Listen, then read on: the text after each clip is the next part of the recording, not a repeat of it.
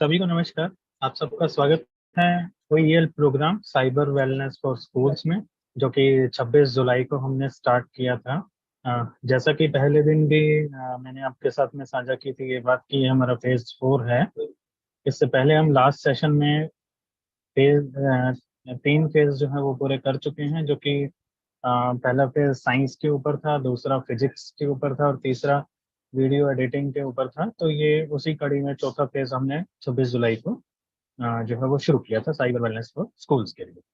तो बिल्कुल last day है, और लास्ट डे के बारे में क्या क्या इंस्ट्रक्शंस हैं और क्या क्या चीज़ें जो है वो आज हमारे साथ में साझा होने वाली है, उसके लिए मैं मनोज कौशिक जी को इनवाइट करूंगा। श्री मनोज कौशिक। आप सभी को नमस्कार। आज के इस कार्यक्रम में जो हमारा 1 अगस्त के लिए शेड्यूल्ड था, वो किसी कारणवश कल जो है वो कुछ स्थिति ठीक ना होने की वजह से कार्यक्रम जो है वो नहीं कर पाए थे। आज हम उससे कंक्लूड कर रहे हैं अपने इस पूरे 4 डेज के 4 दिवसीय 4 सेशन वाले प्रोग्राम को।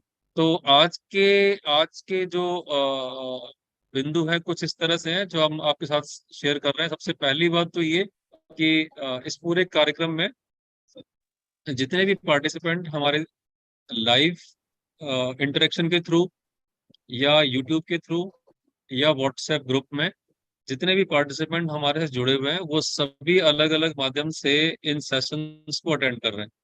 तो टोटल हमारी जो 4 जो सेशंस हैं इंक्लूडिंग टुडे, इनमें से किसी भी 3 सेशन के अंदर जो है आपकी प्रेजेंस जो है वो जरूरी होगी। अ, और हम ये भी चेक करेंगे अपने रिकॉर्ड के हिसाब से कि इसके अंदर जो है आप में से वो सभी लोग जिन्होंने लाइव सेशन अटेंड किया है, या जो आपने यूट्यूब के माध्यम से ये सारे जो रिकॉर्डिंग्स थी इस प्रोग्राम की, उनको देखा हुआ है।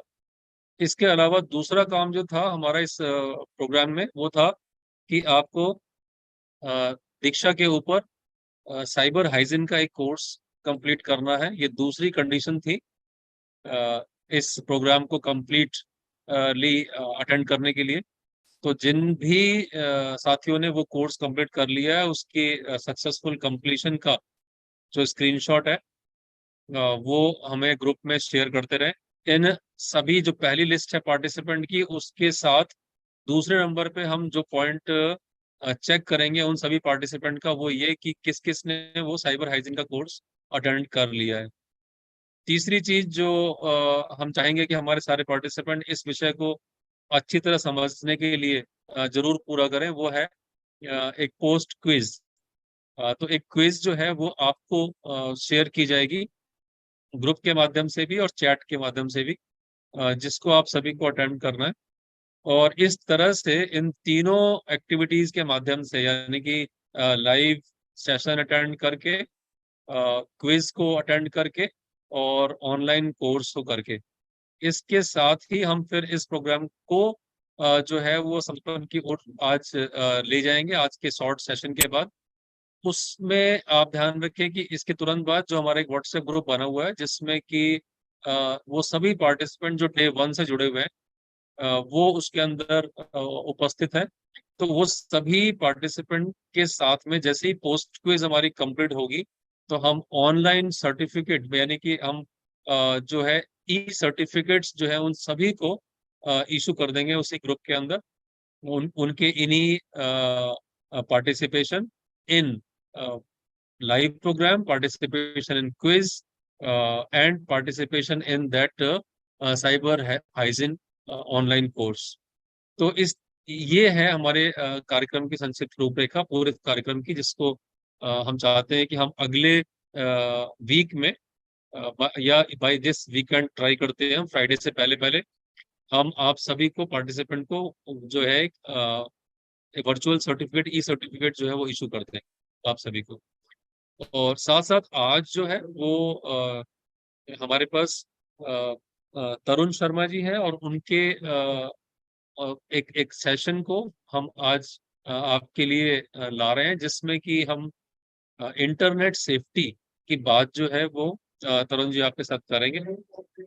जैसा कि हम जानते हैं, जो भी आपकी क्वेरीज है या आप आपको कुछ शेयर करना है इस टॉपिक के ऊपर, अपनी तरफ से भी अगर आप चाहते हैं अपनी एक्सपीरियंस लर्निंग के बेसिस पे कुछ प्रेजेंट करना, तो भी आप ग्रुप में मतलब चैट बॉक्स में आप जो है वो अपना नाम और आई एम विलिंग या आई एम रेडी और टाइम कितना चाहिए, ज्यादा टाइम नहीं हो सकता, 3 to 5 मिनट्स के अंदर अगर आप कर लेते हैं उसको, तो आप अपनी विलिंगनेस दे सकते हैं उसके अंदर।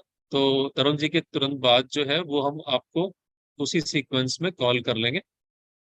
ये एक एडिशनल जो है वो अपॉर्चुनिटी है आप सबके लिए, जो कि अ, न केवल इस समय मौजूद जो है लाइव पार्टिसिपेंट को एड्रेस करना चाहते हैं, बल्कि यूट्यूब के माध्यम से जो लाइव यूट्यूब या बाद में देखने वाले पार्टिसिपेंट के लिए भी उनका वो सेशन जो है वो रिकॉर्डेड अवेलेबल रहेगा। सो आप अपनी अवेलेबिलिटी और अपनी प्रिपरेशन अगर आपकी है, तैयारी है इस टॉपिक के ऊपर शेयर करने के लिए, कोई भी फैक्ट या एक्सपीरियंस जो कि प्रूफ के साथ, मतलब आप आपका अपना होना चाहिए एक्सपीरियंस, तो आप जरूर करें। So this is all brief guidelines about today's session. अगर किसी ने हैंड रेज किया हुआ कुछ पूछना है तो आप अभी पूछ सकते हो ऑन करके। उसके बाद मैं कुलदीप जी से कहूंगा कि तरुण जी को इनवाइट करें। शीतल जी, आपको कुछ बोलना है? सर ये क्विज कब तक अटेम्प्ट करना है? इसके लिए आपको 1 दिन का समय मिलेगा। ओके। और एक और हाँ चीज सर, अगर मैंने जैसे यहाँ पे अपने डिस्ट्रिक्ट में करवाई थी, हाँ अपने ब्लॉक में, तो मैंने एक्सपीरियंशियल हैंड्स ऑन एक्सपीरियंस करवाया था कि गूगल हाँ। क्रोम जैसे हम लोग ब्राउजर यूज करते हैं तो उसकी कैसे सेटिंग करनी है ताकि हम लोग अनसेफ या गलत लिंक को ब्राउज करने से बच सकें, और फेसबुक पे कैसे सेटिंग करनी है। तो अगर आप कहते हो तो वो मैं ऑनलाइन अभी कोशिश कर सकती हूँ, अदरवाइज मैं आपको यूट्यूब लिंक बना के, मतलब मैं रिकॉर्डिंग करके बाद में शेयर करूँ तो। कितना कितना समय आप चाहते हो उसमें? सर अगर, क्योंकि मैंने तो नोट्स बनाए हुए हैं तो वो मुझे आई थिंक 10 मिनट ही लगेंगे मैक्सिमम। ठीक है, 5 से 10 मिनट के अंदर अगर आप उसे कर लेते हो तो अभी आप प्रिपेयर कर लो उसे। ध्यान रहे कि हमारा जो प्रोग्राम है वो साइबर वेलनेस के इर्द गिर्द घूमता है, तो एग्जैक्टली। फीचर्स बहुत सारे हो सकते हैं क्रोम क्रोम में, लेकिन क्या गलतियां हो सकती हैं एक नेट यूजर के लिए और क्या सावधानियां हो सकती है उसके ऊपर फोकस करना है बस। ठीक है? मैं सिर्फ सर क्रोम की सेटिंग करना बताती हूँ कि क्रोम को कैसे आपने सेटिंग करनी है, और दूसरी करेक्ट। मैं बताती हूँ कि फेसबुक की आपने कैसे सेटिंग करनी है, क्योंकि फेसबुक पे हमारा जो भी डाटा है वो ब्रीच होके कहीं और चला जाता है, तो वो ब्रीच होने से कैसे हम लोग अवॉइड कर सकते हैं उस सेटिंग को। तो correct. That I can tell. बिल्कुल ठीक है, बिल्कुल अप्रोप्रिएट है आपका टॉपिक, बिल्कुल अप्रोप्रिएट है। तो शीतल या जी की तरह और भी कोई भी पार्टिसिपेंट हो इस समय, 36 लोग अभी जुड़ चुके हैं इसके अंदर, इस वाले जूम सेशन के अंदर। तो इनमें से और कोई भी इसी तरह का कोई भी एक्सपीरियंस अपना, या जो उन्होंने कोई कुछ कंपाइल किया है किसी भी ट्रेनिंग प्रोग्राम के दौरान या उनके दौरान उनके साथ शेयर किया है, तो वो आप यहाँ पर शेयर कर सकते हो। ठीक है, चैट बॉक्स के अंदर आप डाल दो इस चीज को, और मैं कुलदीप से रिक्वेस्ट करता हूँ कि आप इस प्रोग्राम को आगे बढ़ाएं। जी। तो और भी कोई हमारे साथी पार्टिसिपेंट जो हैं वो कम समय लेते हुए अगर अपनी बात रखना चाहते हैं, मैक्सिमम 2 और 3 मिनट, तो उनका वेलकम है। शीतल जी, आप रेडी रहें। टेस्ट लिंक के बारे में सर ने बता दिया है कि वो ग्रुप में भी, व्हाट्सएप ग्रुप जो हमारा बना हुआ है उसमें भी हम शेयर करेंगे, और यहाँ पर चैट बॉक्स जो है वो इसके अंदर भी हम शेयर कर देंगे। पोस्ट टेस्ट लिंक है। ये जरूर ध्यान रखिएगा कि जैसे ही जूम वाली मीटिंग क्लोज होगी तो वो लिंक जो है वो ऑटोमेटिकली डिसअपियर हो जाएगा आपके पास से, आप घर से नहीं देख पाएंगे। तो चैट बॉक्स में जरूर नज़र बनाए रखिएगा, उसमें जैसे ही लिंक आता है तो उसको आप एक बार ओपन करके जरूर जो है वो अपने पास में रख। तो यहाँ पे आपको मैं बताना चाहता हूँ जिसका नाम है साइबर बुलिंग। आपको पता ही होगा, साइबर बुलिंग का मतलब होता है जब हम इंटरनेट का यूज करके किसी दूसरे को परेशान करते हैं, किसी दूसरे को तंग करते हैं, उसे साइबर बुलिंग कहते हैं। और साइबर बुलिंग आज बहुत ज्यादा बढ़ गई है। बहुत ज्यादा लोग इंटरनेट का इस्तेमाल करके दूसरों को तंग करते हैं, परेशान करते हैं, जो कि ठीक नहीं है। साइबर बुलिंग बच्चों के साथ, स्कूल में बच्चों के साथ भी होती है जब वो सोशल मीडिया यूज करते हैं। तो जैसे कि आप स्क्रीन पे देख रहे हैं, साइबर बुलिंग अगर किसी के साथ होती है तो उसको ये चीजें बताना बहुत जरूरी है। सबसे पहले तो जो भी किसके साथ, जिसी के साथ भी साइबर बुलिंग हो रही है उसको ये समझना चाहिए कि जो आपको परेशान कर रहा है इंटरनेट पे या किसी भी सोशल मीडिया पे, तो ऐसे व्यक्ति को सबसे पहले आप ब्लॉक कर दें। ब्लॉक करने के बाद उसे किसी भी तरीके से उसको कोई मैसेज या किसी भी तरीके से उसको रिप्लाई नहीं करना। और अगर आपको कुछ भी समझ में नहीं आ रहा है तो आप जो है मदद के लिए किसी ऐसे व्यक्ति के पास जा सकते हैं जो कि इन सब चीजों की जानकारी रखता है।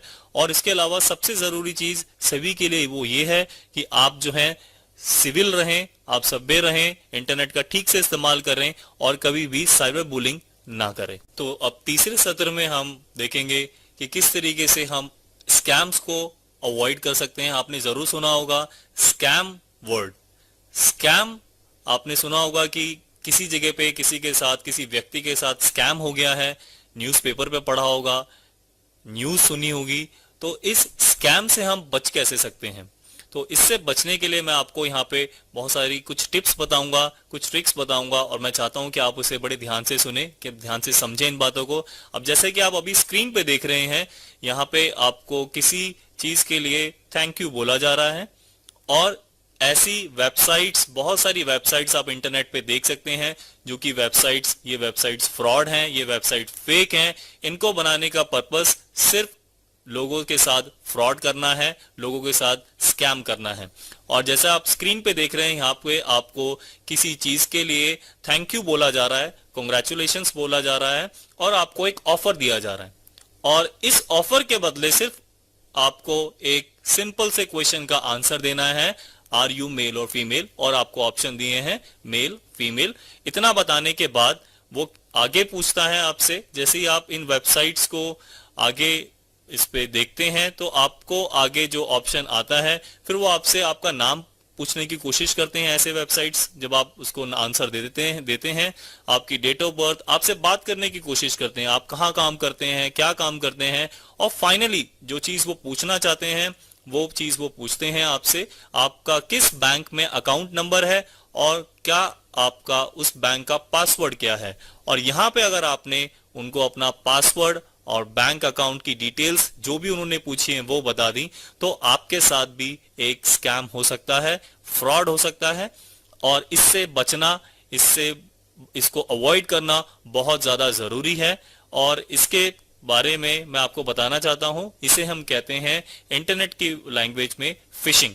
फिशिंग का मतलब होता है कि आपकी इंफॉर्मेशन जो भी आपने दी है, उस इंफॉर्मेशन को यूज करके उससे आपकी डिटेल्स निकलवा के किसी थर्ड पार्टी को वो डिटेल्स दे दी जाती हैं और उसके बाद वो किसी भी एक्टिविटीज के लिए आपकी पासवर्ड को या आपकी डिटेल्स को यूज कर सकते हैं।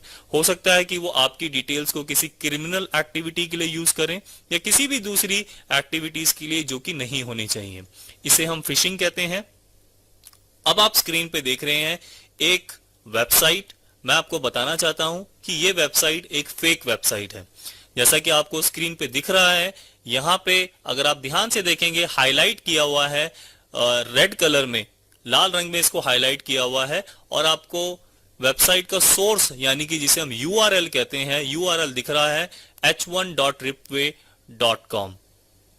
अगर कोई ध्यान से इस वेब पेज को देखेगा, इस वेबसाइट पे विजिट करेगा, तो यहां पे आपको दिखेगा, लोगों को लगेगा कि ये एक गूगल जीमेल अकाउंट है, यानी कि गूगल अकाउंट है। तो लोग इसमें अपने यूजर नेम और पासवर्ड एंटर करके इसको यूज करने की कोशिश कर सकते हैं। और अगर किसी ने ऐसा किया तो उसके बाद उसके साथ भी फ्रॉड यानी कि स्कैम हो सकता है। तो जैसा कि मैंने आपको पहले सेशन में बताया था कि हमें बहुत जरूरी है वेबसाइट को जांच पड़ताल करना। जो वेबसाइट हम यूज कर रहे हैं, क्या वो वेबसाइट सही है, क्या वो वेबसाइट ठीक है। तो यहां पे अगर आप देखेंगे गूगल मेल यानी कि जीमेल की जो वेबसाइट URL होता है वो होता है mail.google.com और यहां पे लिखा है h1.ripway.com, यानी कि ये कहीं से भी गूगल मेल नहीं है। इसका मतलब ये वेबसाइट एक फ्रॉड वेबसाइट है। इसका मकसद, इसका पर्पस सिर्फ लोगों के साथ फ्रॉड करना है। और एक छोटी सी एक्टिविटी मैं चाहता हूं कि आप यहां पे करें। मैं आपको एक ऐसा एग्जाम्पल दिखाऊंगा ईमेल का जो कि एक फ्रॉड ईमेल है। अगर आप इस ईमेल को ध्यान से पढ़ेंगे तो आपको पता लगेगा इसमें बहुत सारे एरर्स ऐसे हैं जो कि नहीं होने चाहिए। तो ये ईमेल आपके सामने है। मैं चाहता हूं कि इस ईमेल को आप बड़े ध्यान से देखें, क्योंकि ये ईमेल एक फ्रॉड ईमेल है। हो सकता है कि भविष्य में इस तरीके के ईमेल आपको आपके ईमेल बॉक्स में, इनबॉक्स में आ जाएं। इन ईमेल से, ऐसे ईमेल से हमें बचना चाहिए। तो अब इस ईमेल को आप ध्यान से देखिए और पता लगाने की कोशिश करिए कि इसमें क्या क्या एरर्स हैं, क्या क्या गलतियां हैं जो कि नहीं होनी चाहिए। तो जैसा कि आपने ईमेल देखा है, ईमेल पढ़ा है, अब मैं आपको बताना चाहता हूं कि इसमें क्या क्या गलतियां हैं जो कि नहीं होनी चाहिए। सबसे पहले जो आप अपने स्क्रीन पे देख रहे हैं, हाईलाइट किया हुआ है, लिखा है कि नोटिस 1 और मोर अटेम्प्ट टू, ये पहला एरर है। दूसरा एरर यहां पे लिखा हुआ है, आप देख सकते हैं, स्पेलिंग एरर अर्जेंटली का। इस तरीके का स्पेलिंग एरर आप कहीं पे भी नहीं देखेंगे अगर ये ईमेल किसी प्रोफेशनल ने लिखा हो। दूसरा यहां पे आप देख रहे हैं, वो सेंस ऑफ अर्जेंसी क्रिएट करने की कोशिश कर रहे हैं, आपको साइकोलॉजिकल प्रेशर आपके ऊपर डालने की कोशिश कर रहे हैं कि अभी आप इसको करिए, नहीं तो इसके आपके अकाउंट के साथ कुछ भी हो सकता है, ये आपको बताने की कोशिश की जा रही है।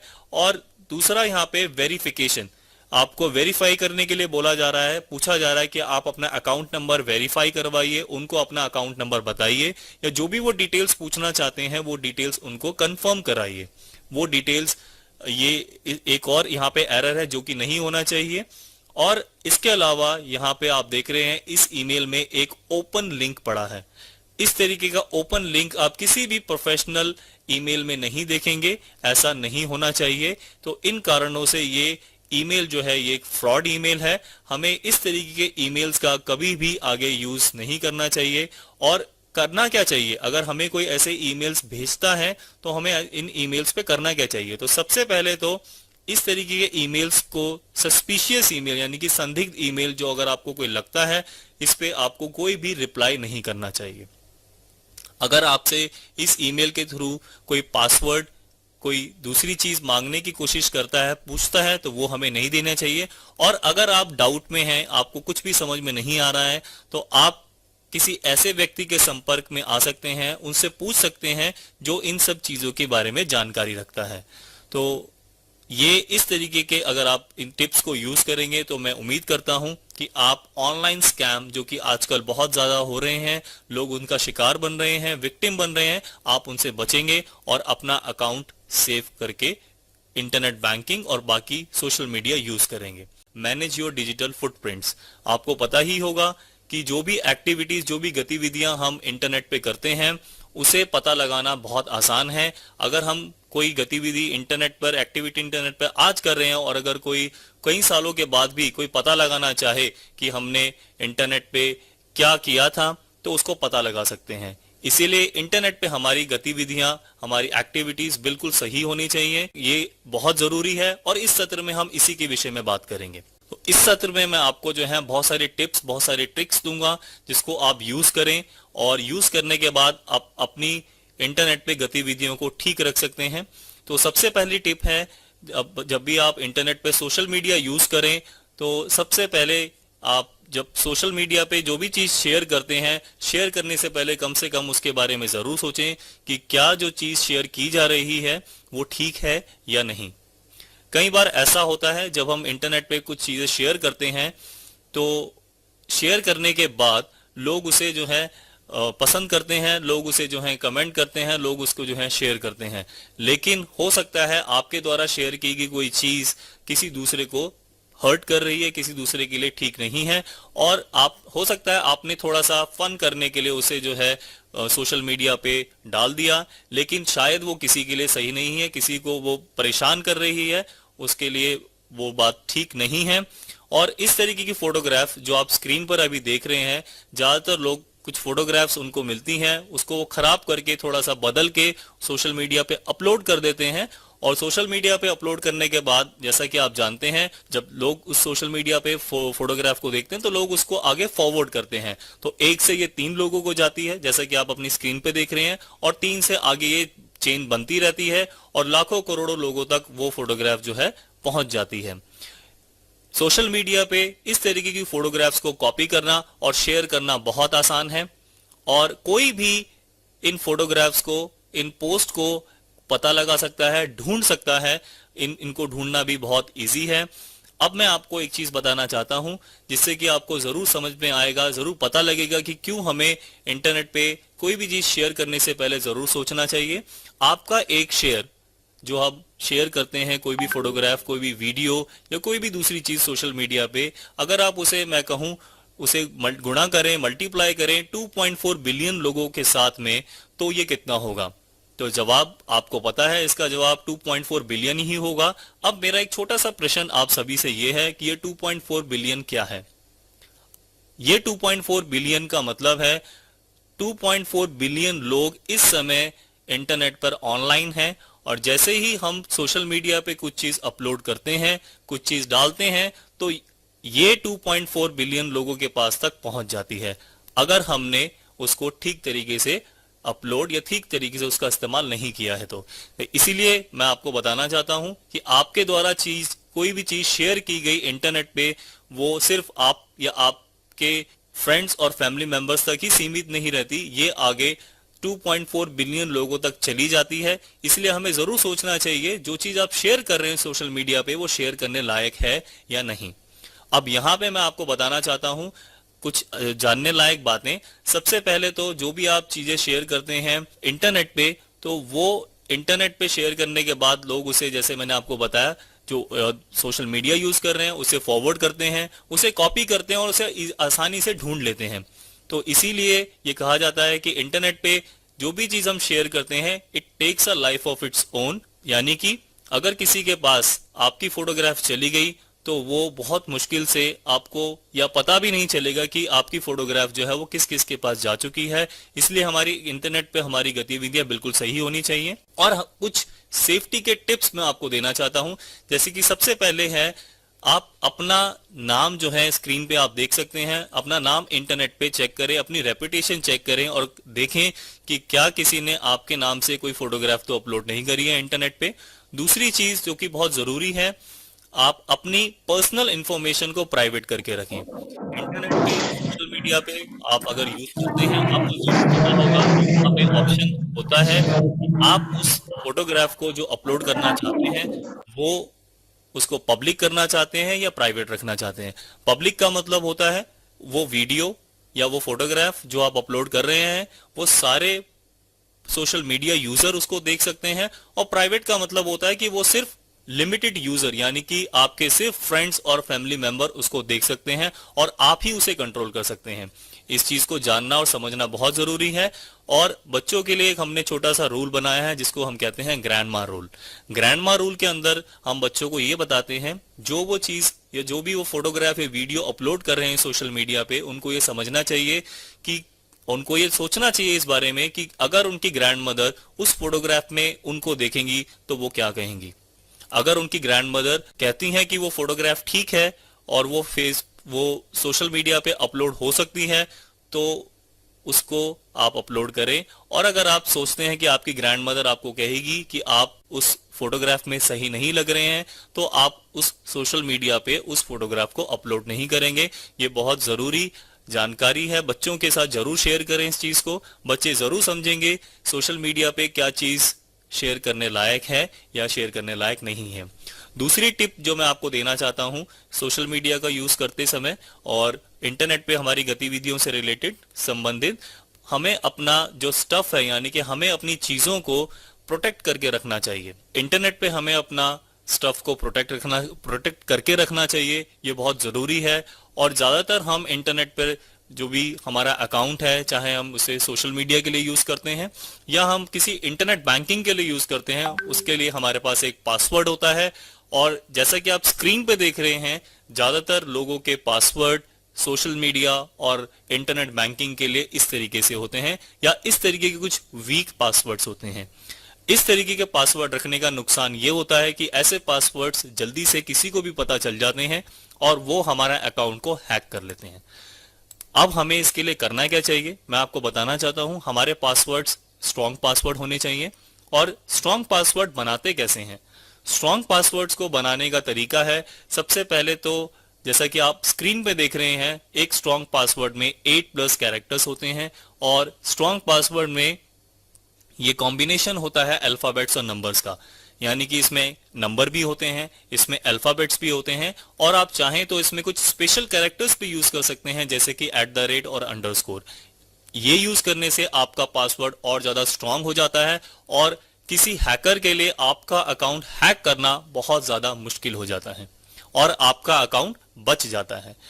और एक और जो चीज मैं आपको इसमें बताना चाहता हूं, आप अलग अलग पासवर्ड्स रखें, अलग अलग वेबसाइट्स के लिए, अलग अलग सोशल मीडिया के लिए, क्योंकि अगर गलती से किसी को आपका एक पासवर्ड पता लग गया तो वो वही पासवर्ड यूज करके आपके सारे अकाउंट्स को हैक कर सकते हैं और आपका सारे अकाउंट्स हैक हो जाएंगे। इसलिए अलग अलग पासवर्ड्स रखना जरूरी है, अलग अलग वेबसाइट्स के लिए, अलग अलग सोशल मीडिया के लिए। ये बहुत जरूरी चीज है और आपको हमेशा अपने रिकवरी ऑप्शंस को अपडेट करके रखना चाहिए। जैसे कि अगर आप कभी पासवर्ड भूल जाते हैं तो किस तरीके से आप अपने पासवर्ड को चेंज कर सकते हैं और अपना अकाउंट को रिकवर कर सकते हैं, यानी कि अपना अकाउंट बचा सकते हैं। ये बहुत जरूरी चीज है। इसके बाद अब आप जैसे स्क्रीन पे देख रहे हैं, अब हम कुछ प्रैक्टिस करेंगे। मैंने आपको स्क्रीन पे कुछ एग्जाम्पल दिखाए हैं, कुछ उदाहरण दिखाए हैं स्ट्रॉन्ग पासवर्ड के लिए। मान लीजिए एक स्कूल हमारे पास है जिसका नाम है मर्सी मेमोरियल स्कूल। इस मर्सी मेमोरियल स्कूल का पासवर्ड अगर आप देखेंगे तो ये पासवर्ड जो है स्क्रीन पर आपको दिख रहा है। इसका password capital M small m S 2O sign of explanation and 5। तो ये पासवर्ड रखा गया है मर्सी मेमोरियल स्कूल के लिए। आप देखेंगे तो ये एक बहुत स्ट्रॉन्ग पासवर्ड है और अगर किसी को पासवर्ड पता भी लग गया तो भी वो पासवर्ड हैक नहीं कर पाएगा। इसी तरीके से एक और पासवर्ड जो ज्यादातर लोग यूज करते हैं वो है डोंट बी एविल, और इसको हम चेंज करके, यानी कि इसमें कुछ स्पेशल कैरेक्टर्स, अल्फाबेट्स और नंबर का इस्तेमाल करके इसको भी हम स्ट्रॉन्ग कर सकते हैं, जो कि आपको स्क्रीन पे दिख रहा है। और आप अपने भी पासवर्ड जो आपने अपनी सोशल मीडिया के लिए या इंटरनेट बैंकिंग के लिए आप यूज कर रहे हैं, आप अपने पासवर्ड भी इसी तरीके से स्ट्रॉन्ग बना सकते हैं, मजबूत बना सकते हैं। और एक और चीज यहाँ पे जो शेयर करना मैं आप सभी से चाहता हूं, ज्यादातर स्कूल में बच्चे अपना पासवर्ड एक दूसरे से शेयर करते हैं। तो एक रिसर्च की गई थी जिससे ये पता लगा कि बच्चे जो हैं अपना पासवर्ड एक दूसरे से शेयर करते हैं और पासवर्ड शेयर करने से काफी सारी प्रॉब्लम्स आगे होती हैं। बच्चे ही नहीं, बड़े भी पासवर्ड्स जो हैं अपना किसी दूसरे से शेयर कर देते हैं। तो यहाँ पे जानने लायक चीजें जो हैं वो हैं, सबसे पहले तो आपको अपना पासवर्ड एक स्ट्रॉन्ग पासवर्ड रखना चाहिए ताकि आपका अकाउंट कोई हैक ना कर सके। दूसरा, आपको अपना पासवर्ड जितना हो सके किसी को नहीं बताना चाहिए, ये बहुत जरूरी चीज है। इसके अलावा सिर्फ पासवर्ड ही नहीं, बहुत सारी चीजें ऐसी हैं जिससे हम अपना अकाउंट को बचा के रख सकते हैं। आप जैसे स्क्रीन पे देख रहे हैं, आजकल नए नए मोबाइल फोन्स, नए नए लैपटॉप्स और बहुत सारे सिस्टम्स ऐसे आ रहे हैं जिसमें जो आप स्क्रीन पे देख रहे हैं ऐसे ऑप्शंस उपलब्ध होते हैं, जैसे कि पैटर्न लॉक, नंबर लॉक और दूसरे तरीके के बायोमेट्रिक लॉक भी अवेलेबल हैं, जो कि आप स्क्रीन पे देख रहे हैं। इनका भी आप इस्तेमाल करके, यूज करके अपने मोबाइल फोन या अपने लैपटॉप को या किसी भी डिवाइस को बचा सकते हैं। यहाँ पे जानने लायक चीजें आपके लिए ये हैं, सबसे पहले तो आप अपने स्क्रीन को, अपने डिवाइसेस की स्क्रीन को लॉक करके जरूर रखें, जिससे कि आपका कोई भी मोबाइल फोन या कोई भी दूसरी डिवाइस का कोई इस्तेमाल ना कर सके।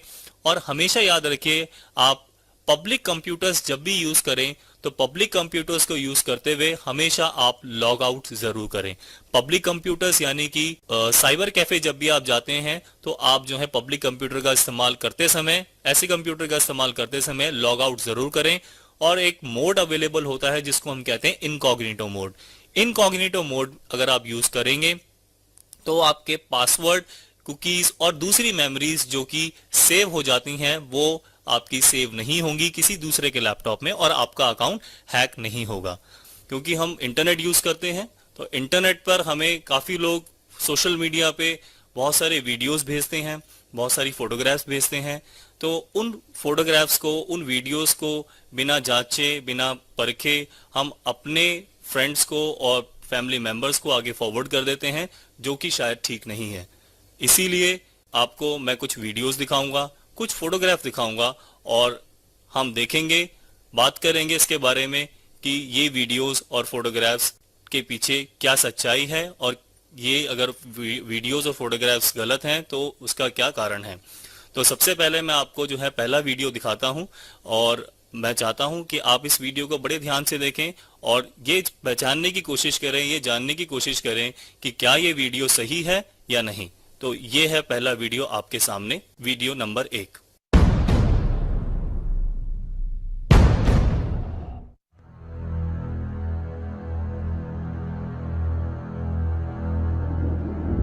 When you drink hard, you might find yourself waking up in very strange places. However, in some countries it's quite risky to drink till you drop. A drunk man in India was taking a well-deserved nap outside a liquor store today, when he was discovered by a huge python. Unfortunately, it was just around lunchtime for the large snake that smothered and ate him. The incident happened in the Uttarakhand area in the state Kerala. So if you ever have plans to go there on holiday, you better wait to get drunk until you're safe and sound in your hotel room.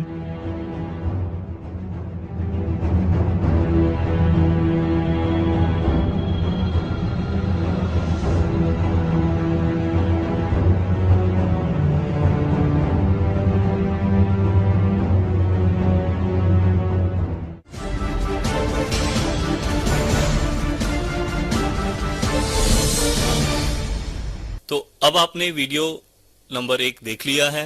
अब आपको मैं एक दूसरा video दिखाऊंगा और इसे भी आप ध्यान से देखें और ये जानने की कोशिश करें कि इस वीडियो के पीछे क्या सच्चाई है। तो ये है आपके सामने video number 2।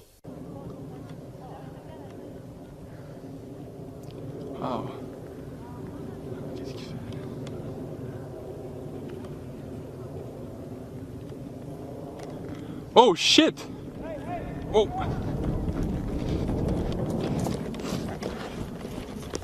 Hey, votre enfant est correct? Ah ouais, mais là, t'as-tu vu ça? Jacob! Oh, ça va? Oh non! Oh, wow. Hey, il est où là? Il est où?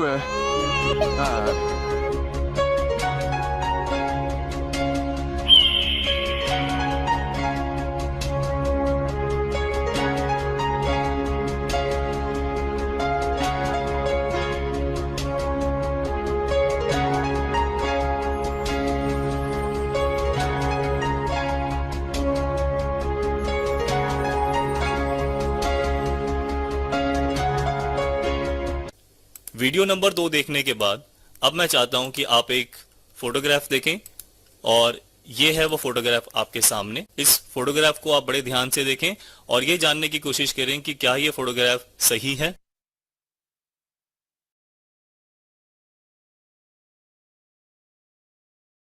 तो अब आपने ये फोटोग्राफ देख ली होगी। तो अब हम बात करते हैं कि इन वीडियोस के पीछे, इन फोटोग्राफ के पीछे क्या सच्चाई है। जब हमने इन वीडियोस को और फोटोग्राफ को गूगल सर्च इंजन पे चेक किया तो हमें यह पता लगा कि जो वीडियो नंबर 1 आपने देखा था वो वीडियो नंबर 1 एक फेक वीडियो है। जैसा कि आप अपनी स्क्रीन पे देख रहे हैं, मैंने अभी आपको बताया वीडियो नंबर 1 जो है वो एक फेक वीडियो है। और जब हमने इसे गूगल पे सर्च करा, चेक करा, इसके बारे में जांच पड़ताल करी तो ये पता लगा कि ये फेक वीडियो है। और इसमें अगर आपने वीडियो को ध्यान से देखा है तो इस वीडियो में एक न्यूज चैनल बार बार फ्लैश हो रहा था जिसका नाम है कॉस्मोस न्यूज।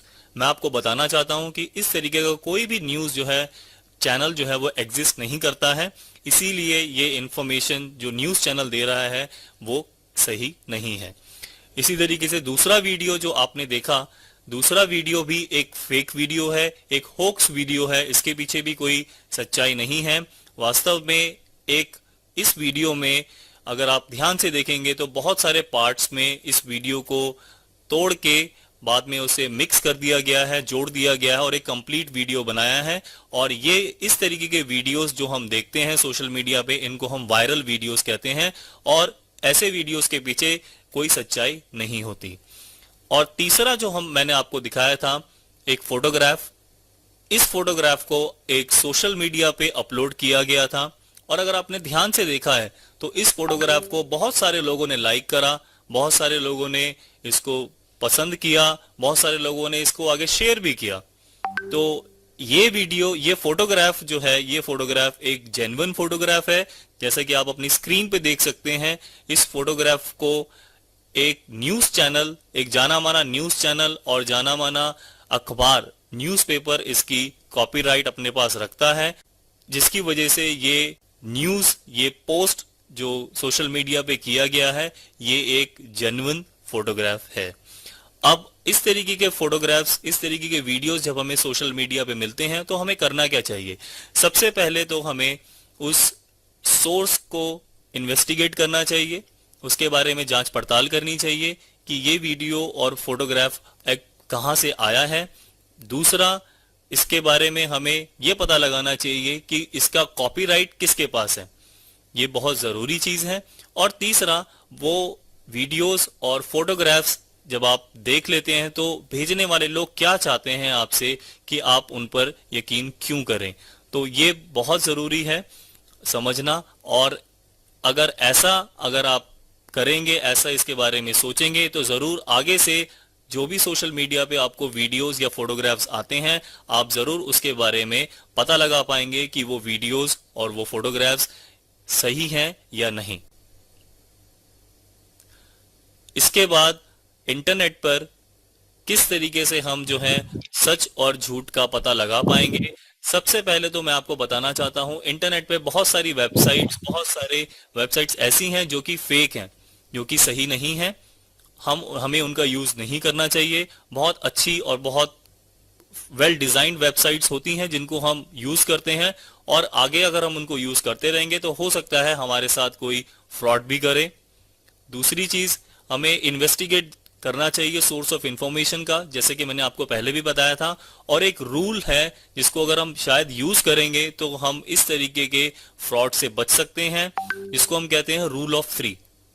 रूल ऑफ 3 में जो भी इंफॉर्मेशन सोशल मीडिया के माध्यम से आपको कोई दे रहा है, आप उसे कम से कम 2-3 लोगों के साथ अवश्य चेक करें, जरूर चेक करें, और ये पता लगाने की कोशिश करें कि क्या ये इंफॉर्मेशन सिर्फ आपके पास ही आ रही है, क्या ये जानकारी सिर्फ आपके पास आ रही है, या दूसरों के पास भी इस तरीके की जानकारी जा रही है। इससे आपको जरूर पता लगेगा कि क्या ये इंफॉर्मेशन सोशल मीडिया के माध्यम से जो आपके पास आ रही है वो सही है या नहीं है। और हमेशा दूसरों के साथ अपने फैक्ट्स, अपने जानकारी को उनके साथ बांटें, उनके साथ शेयर करें। इससे आपको सही और झूठ का पता लगाने में मदद मिलेगी। सर, मेरा एक क्वेरी है। जी पूछिए। सर, जैसे मैं लेक्चरर हूँ पॉलिटिकल साइंस खरखोदा में। हेलो। हाँ, आवाज आ रही है आपकी। सर, मैं ये चाह रही थी कि जो आप आज हमें बता रहे हैं, या ये जो 4 सेशन आपने लिए हैं हमारे, मैं आज 4th सेशन में आपके साथ हूँ, तो इसका वीडियो या ऑडियो कुछ प्रोवाइड हो सकता है ताकि मैं बच्चों को बता सकूं? मैम, SCRT के YouTube चैनल पे हैं सारे चारों सेशन के वीडियो। SCRT का यूट्यूब चैनल? जी। ये इसी नाम से है क्या सर, SCRT यूट्यूब चैनल? ई कंटेंट SCRT लिखेंगे तो मिल जाएगा। ई कंटेंट ऑफ SCRT गुड़गांव। आप ग्रुप में अगर जुड़े हुए हैं तो ग्रुप में लगातार शेयर होते हैं ये। मैं चैट बॉक्स में डाल रहा हूँ फिर भी। सर, शायद मैं नहीं जुड़ी हुई इसमें। मैं चैट बॉक्स में डाल रहा हूँ। Okay sir, okay, thank you very much sir. हाँ, शीतल जी, आप रेडी हैं तो आप स्क्रीन शेयर कर सकते हैं अपना।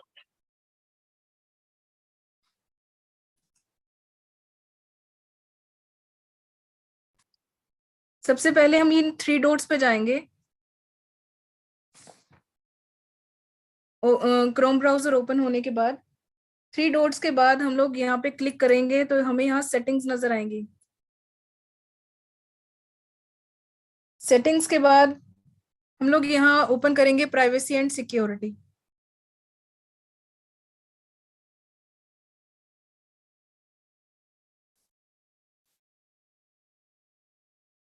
प्राइवेसी एंड सिक्योरिटी में हम सबसे पहले करेंगे क्लियर ब्राउजिंग डाटा। अब आपके पास ये यहाँ बेसिक है, बेसिक लेवल पे आप देख सकते हो कि आपने पिछले 1 घंटे का आपने डाटा ब्राउज करना, क्लियर करना है, या 24 आवर्स का, या 7 डेज का, या 4 वीक्स का, या ऑल टाइम। तो सपोज मैं लास्ट 24 आवर्स का डाटा ब्राउजिंग हिस्ट्री डिलीट कर रही हूँ। इसके साथ साथ यहाँ पे मैंने क्लिक किया हुआ है cookies and other site data, cached images and files. ये आपके ब्राउजिंग को अगर ये क्लियर नहीं है तो आपकी ब्राउजर वैसे ही स्लो चलेगा, तो इसको क्लियर कर देते हैं। इसके बाद हम अगर एडवांस लेवल पे जाते हैं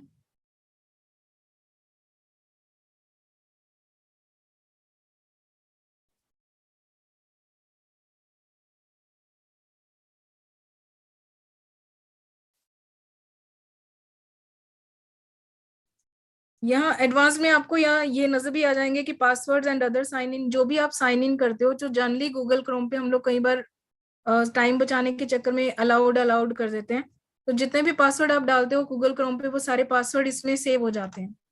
तो मैंने यहाँ पे अब इसको क्लिक नहीं किया क्योंकि यहाँ पासवर्ड सेव ही नहीं है, ऑलरेडी मैंने अनक्लिक किया हुआ है सेटिंग्स में। ऑटो फिल फ्रॉम डाटा, तो ये भी मैंने नन किया हुआ है। साइट सेटिंग, तो ये सारी आप क्लिक करके आप इन सबको क्लियर कर सकते हो।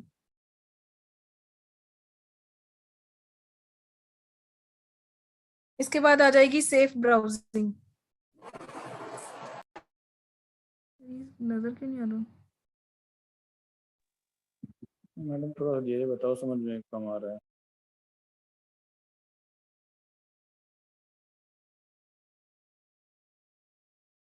आप लोग अगर अपना मोबाइल देखेंगे तो उसमें आपको नजर आ जाएगा। उसके बाद अगर आप मोबाइल का ओपन कर रहे हैं, उसके बाद आएगा नेक्स्ट पॉइंट पे सेफ ब्राउजिंग। लैपटॉप में प्राइवेसी गाइड दिखा रहा है, cookies and other site data. अभी यहाँ आपके ऊपर है कि आपने सारी कुकीज को अलाउ करना है या थर्ड पार्टी को आप ब्लॉक करना है। जनरली आप सजेस्टेड यही है कि थर्ड पार्टी कुकीज को आप इनकॉग्निटो में देखो या उसको ब्लॉक करके रखो। उससे क्या होगा कि जितनी भी थर्ड पार्टी कुकीज हैं वो ओपन नहीं होंगी।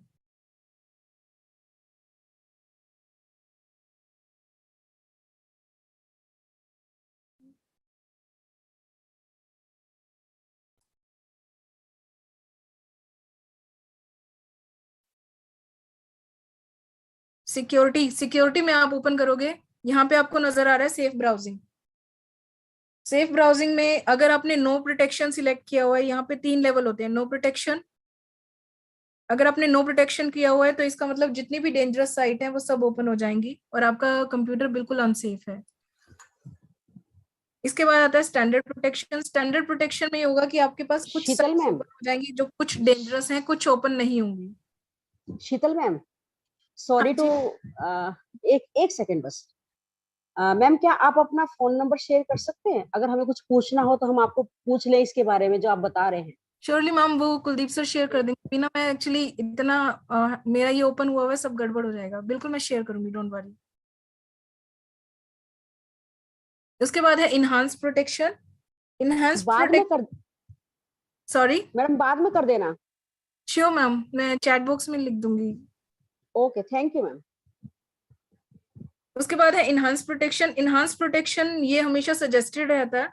इससे क्या होगा, आपको फास्ट ब्राउजिंग, प्रोएक्टिव ब्राउजिंग मिलेगी, प्रोएक्टिव प्रोटेक्शन मिलेगी। जितनी भी डेंजरस वेबसाइट है, अगर आपसे गलत साइट ओपन भी होगी है तो इमीडिएट आपके पास मैसेज आ जाएगा आपकी ईमेल के ऊपर कि आपने गलत ईमेल ओपन कर लिया है, या जितने भी गलत डाउनलोड या एक्सटेंशन होगी तो ये वार्निंग मैसेज दिखाना शुरू कर देगा इमीडिएटली। तो ये हमेशा यही सजेस्टेड है कि आप एनहांस प्रोटेक्शन ले। लेकिन अगर आपको लगता है कि कुछ साइट्स आपको जो आपसे नहीं ओपन हो रही है क्योंकि इसमें जितनी भी डेंजरस साइट है वो ओपन नहीं होंगी, तो आप स्टैंडर्ड प्रोटेक्शन ले सकते हैं। इसके बाद आता है ऑलवेज यूज सिक्योर कनेक्शन। इसको आपने हमेशा इनेबल, ये सजेस्टेड है कि इसको इनेबल करके रखें। Always use secure connection. इससे क्या होगा कि जितनी HTTP साइट है वो ओपन नहीं होंगी। HTTPS आप लोगों को बताया था कि उसका मतलब है सिक्योर। तो HTTP साइट्स इतनी इजीली ओपन नहीं होंगी जो जिसमें डेंजरस लिंक हो सकता है, अगर आप ये सिक्योर कनेक्शन ओपन करके रखते हैं। इसके बाद आता है एक एक्सेस पेमेंट मेथड्स। वो इसमें नजर नहीं आ रहा, एक्चुअली मोबाइल में कुछ चीजें नजर आती हैं। यहाँ आता है पेमेंट मेथड। तो पेमेंट मेथड को आपने हमेशा डिसेबल करके रखना है। इट इज सजेस्टेड, वो आपकी मर्जी है कि आप कर सकते हो, क्योंकि वो ऑटोमेटिकली पेमेंट कर देता है। कहीं भी जो बच्चे गेमिंग करते हैं तो ऑटोमेटिकली जो पेमेंट हो जाती है वो इसी वजह से होती है कि यहाँ पे ऑलवेज सिक्योर कनेक्शन के नीचे एक पॉइंट आता है एक्सेस पेमेंट मेथड, तो उसको हम डिसेबल करें, वही सजेस्टेड है। शीतल मैम, सॉरी, हेलो हाँ शीतल मैम। हाँ जी मैम, बोलिए। मैम अगर हम ऐसे इसको बंद कर देंगे तो अगर हमें कहीं ऑनलाइन पेमेंट करनी है तो कर सकते हैं या नहीं? नहीं, बिल्कुल कर सकते हो, लेकिन ऑटोमेटिकली नहीं होगी। Okay okay okay, thank you ma'am. इसके बाद आता है use secure okay, thanks. Use secure DNS को हम लोग ऑटोमेटिक रखते हैं, ऑन रखते हैं, सजेस्टेड यही रहता है। यूज सिक्योर डीएनएस इसमें आता है यूज करंट सर्विस प्रोवाइडर, और वो सजेस्टेड है। नीचे जो रहता है चूज अनदर प्रोवाइडर, वो आपने क्लिक नहीं करना है। इसके बाद आता है send do not track request.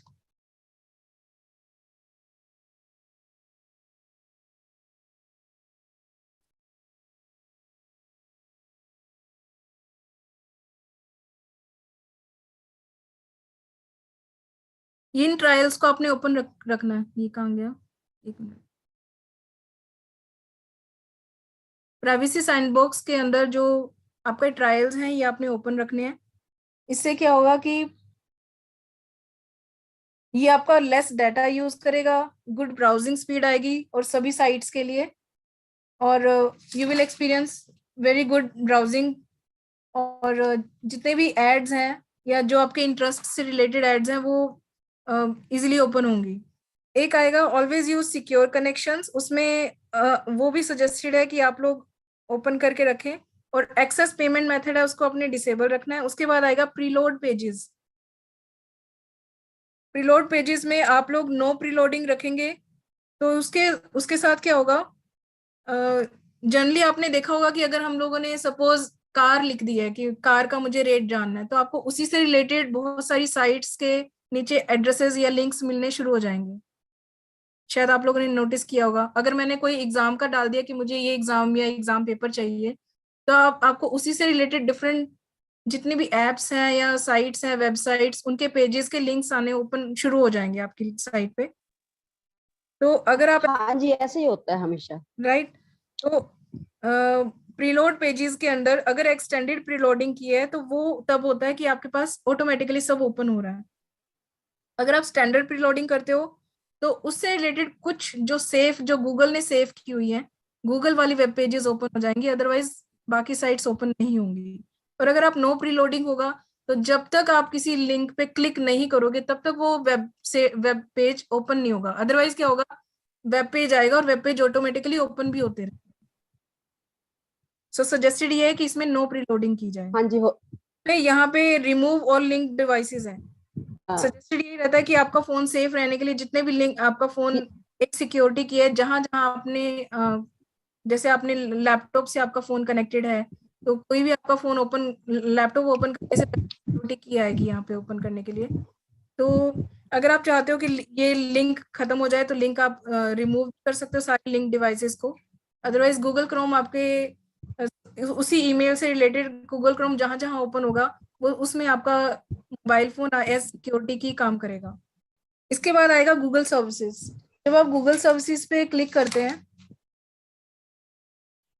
सबसे नीचे ब्लू कलर में नजर आएगा for more setting that relate to privacy, security and data connection, see sync and Google services. तो गूगल सर्विसेज पे जब आप क्लिक करेंगे तो आपको नजर आएगा allow Chrome sign in, help improve Chrome's features and performance. इन सारे फीचर्स को आप इनेबल कर दीजिए, इनको डिसेबल ना करें तो ज्यादा बेहतर है। इससे क्या होगा कि आपके क्रोम में अगर कोई गलत साइट आ गई, सपोज कोई वायरस आ गया, तो उसकी इंफॉर्मेशन डायरेक्ट गूगल पे जाएगी और आपका ब्राउजर जो क्रैश होने से वो मतलब ब्राउजिंग आपकी अच्छी रहेगी, आपको ज्यादा प्रॉब्लम नहीं आएगी। गूगल उसको ऑटोमेटिकली रिपेयर कर देगा अगर इसमें कोई दिक्कत आती है। इम्प्रूव सर्च सजेशन, इसको आप ऑन रख सकते हो या ऑफ रख सकते हो, ये आपकी मर्जी है। मतलब आपको कुछ क्या सर्च करना है, जैसे आप कोई चीज सर्च कर रहे हो तो उसके लिए सजेशंस चाहिए कि नहीं चाहिए हो, तो उसको आप, ये आपकी मर्जी, आप इसको ऑफ भी रख सकते हो और ऑन भी रख सकते हैं। बट अगर इनकॉग्निटो मोड में इसे ओपन करेंगे तो वो साइट वहां पे ऑफ रहेगी, मतलब सजेशंस नहीं मिलेंगे आपको ओपन करने के लिए। सपोज आप कार को देख रहे हो तो आपको 10 तरह की कार्स नजर आने शुरू हो जाएंगी, तो यहाँ पे आपको वो चीज नहीं आएगी, इनकॉग्निटो मोड में आपको सजेशन नहीं मिलेंगे। अब एक चीज मैं बताना चाहूंगी फेसबुक के बारे में, जो पीछे एक्चुअली मेरे एक फ्रेंड है, क्लासमेट कह लो, तो ही वाज आईपीएस, और उसने मुझे एक चीज बताई थी कि उनके डिपार्टमेंट में हुआ है। अब आईपीएस ऑफिसर हैं, नेचुरली ये लोग क्या करते हैं कि अगर कोई आईपीएस है तो उनके जो कनेक्शन है वो ऐसे वैसे तो होंगे नहीं, और ये लोग जनरली ज्यादा टेक्नो सेवी भी नहीं होते, तो इन दैट केस क्या रहता है कि ये लोग अपनी इंफॉर्मेशन डाल देते हैं। नेचुरली अगर वो इतनी हाई पोजीशन पे पहुंचे हैं, अपने दोस्तों की, अपनी, कई लोगों को बड़ा शौक होता है कि वो जहां जा रहे हैं अपनी एक्टिविटीज की फोटो डालते हैं, अपनी एक्टिविटीज की इंफॉर्मेशन डालते हैं। तो अब उस केस में क्या होता है कि आजकल एक चीज चली है, वो है क्लोनिंग। आपके फेसबुक अकाउंट की क्लोनिंग हो जाएगी। जितने भी हैकर्स हैं वो आपकी, उनका काम यही है, वो तो आपकी ब्राउजिंग को, आपकी वर्किंग को नोटिस कर रहे हैं, आपकी एक्टिविटीज को नोटिस कर रहे हैं। सपोज मैंने फेसबुक ओपन किया है, तो जनरली क्या करते हैं, अब मेरे को किसी की आईडी बनानी है तो मुझे क्या चाहिए, तो प्रोफाइल पिक चाहिए किसी की, और दूसरा क्या चाहिए, प्रोफाइल स्टेटस चाहिए। सपोज मैं वो जैसे मैं बता रही हूँ वो आईपीएस ऑफिसर हैं, तो अब उनका क्या लिखेंगे कि मैं आईपीएस हूँ इस डिपार्टमेंट में, यहाँ ये मेरा नाम है। और तीसरा क्या चाहिए होगा, उनका फ्रेंड लिस्ट। और चौथा क्या होगा, एक्टिविटीज। ये चीजें वैसे भी ओपन रहती हैं आजकल। इसने गूगल फेसबुक ने परमिशन दे दी है कि आप प्राइवेसी रख सकते हो। तो बेटर रहता है कि आप लोग ओनली मी या ओनली फ्रेंड्स कर सकते हो। फ्रेंड्स ऑफ फ्रेंड्स वो सजेस्टेड नहीं रहता है इसमें। अब जितने भी साइबर हैकर्स हैं वो क्या करते हैं, आपकी प्रोफाइल पिक ले लेंगे और आपकी प्रोफाइल स्टेटस चुरा के एक नया क्लोन साइट बना लेंगे, और जितने भी आपके फ्रेंड हैं उनको सजेशन भेज देंगे। और उसके थ्रू क्या हो रहा है कि आपके फ्रेंड्स को नेचुरली अब उनको पता है कि ये नाम तो मेरे दोस्त का ही है।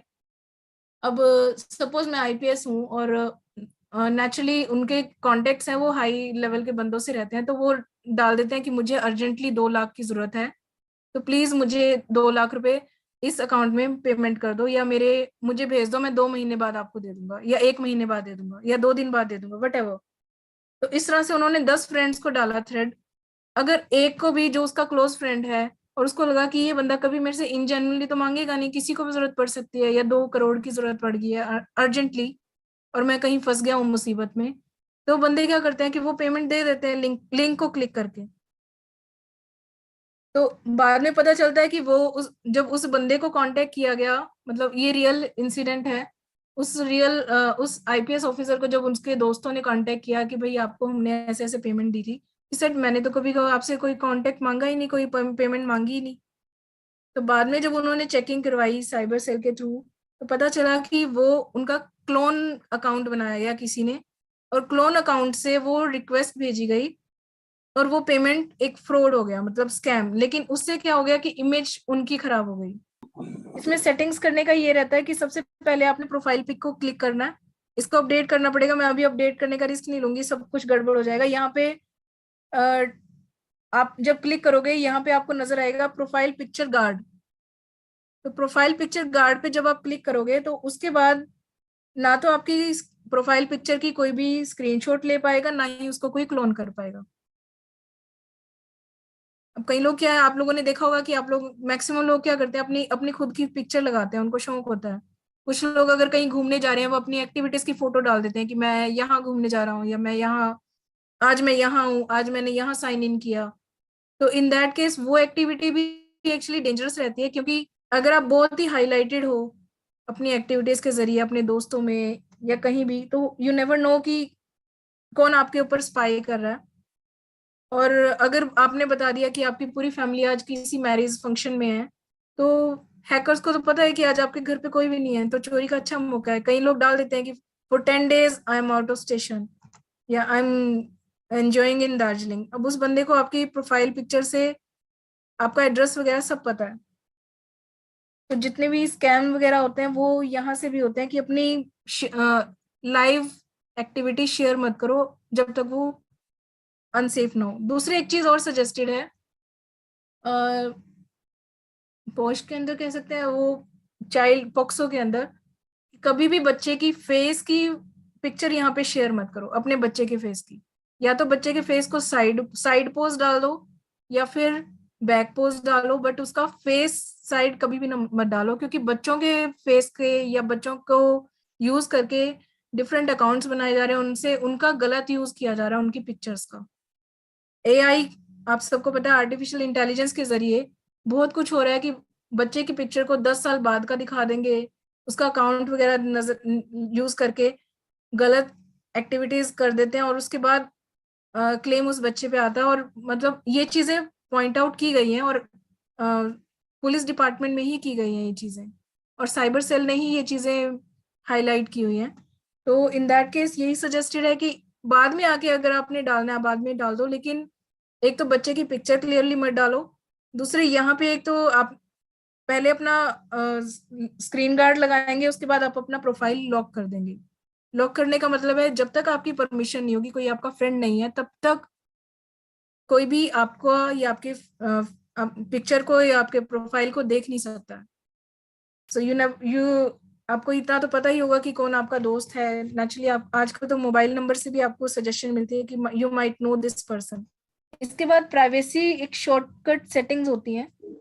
अकाउंट सिक्योरिटी में जाओगे, वहां पे आप लोग अपना नोटिफिकेशन है वो सारी ऑफ रखेंगे। उससे क्या होगा कि आपकी फेसबुक का जितना भी डाटा है वो डिफरेंट साइट्स में नहीं जाएगा। लाइक आपने नोटिस किया, बाद में पता चलता है कि आपके अकाउंट की इंफॉर्मेशन कैसे गई इतनी, फिर पता चलता है कि अकाउंट की इंफॉर्मेशन इसलिए गई है कि फेसबुक के जरिए, फेसबुक पे आपने सारी एडवर्टीजमेंट को अलाउ किया हुआ है। वहाँ पे डिफरेंट जितने भी साइट्स हैं, चाहे वो मार्केटिंग साइट्स हैं, उन सबको आपने परमिशन दी हुई है कि ऑन करने की, लेकिन वो नोटिफिकेशंस आप ऑफ रखेंगे तो वो आप लोगों के लिए सेफ रहेगा।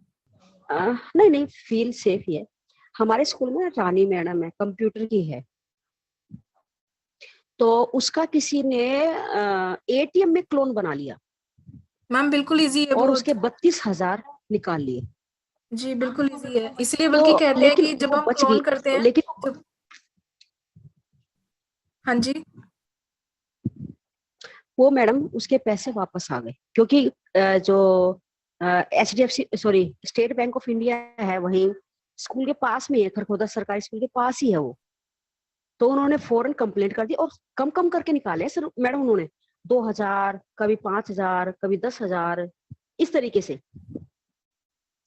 तो उस मैडम को पता नहीं चल पाया। जब टोटल 32,000 हो गए ना, तब उस मैडम को पता चला, अचानक 2,000 का मैसेज आया कि भी आपके बैंक से 2,000 निकाले हैं। वो स्कूल में थी, उन्होंने मेरे को दिखाया कि सीमा मैडम ये देखो किसी ने 2,000 निकाले मेरे बैंक से, मैंने तो निकाले नहीं। मैम आपको रियल इंसिडेंट बताते हैं। जब हमारा स्टेट लेवल का मैं ना स्टेट लेवल पे गई थी, सेफ्टी सिक्योरिटी हरियाणा गवर्नमेंट ने करवाया था HSSPP में। तो उसके बाद जब हमने डिस्ट्रिक्ट पे करवाया साइबर सेफ्टी का जो सेशन, साइबर सेल वालों को ही हमने इनवाइट किया था एज रिसोर्स पर्सन। करते करते ही किसी पर्सन ने लिंक भेजा और किसी पर्सन के 25,000 कट हो गए और वो वापस नहीं आए आज तक। और इसका रीजन क्या है कि हम लोग किसी अनजान जगह पे जाके अगर हम ATM अपना यूज करते हैं, सपोज मैं मार्केट चली गई कहीं भी, मैं वो बहुत ही ज्यादा विजिटेड प्लेस है और वहां पे मैंने ATM यूज कर लिया वहां का, तो हो सकता है किसी ने आके वहां पे ऑलरेडी एक बॉक्स होता है ग्रीन कलर का, वो जहाँ पे ATM डालते हैं उस जगह पे वो बॉक्स लगा देते हैं और वहीं पे एक चिप होता है।